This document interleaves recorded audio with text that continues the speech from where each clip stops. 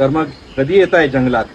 तुमच्या घरापासून तुम्हाला खूप खूप दूर नेणारा कोण असतो माहिती आहे? तो असतो केतू. जर तुम्ही स्वतःच्या मर्जीनं दूर गेला तुमच्या मूळ स्थानापासून तर तो केतू तुम्हाला लाभतो.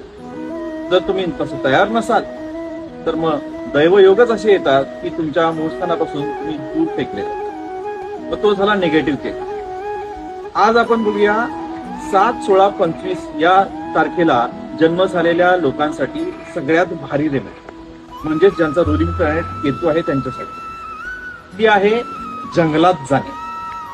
घरापासून दूर दूर कुठेतरी जाणे, एकांत वास अनुभव.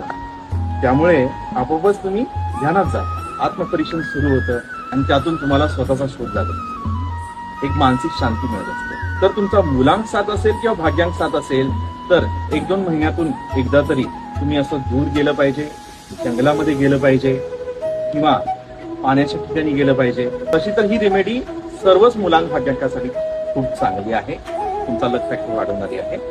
पण मुलांक किंवा भाग्यांक 7 साठी ही विशेष पॉवरफुल आहे. तर मग कधी येताय जंगलात?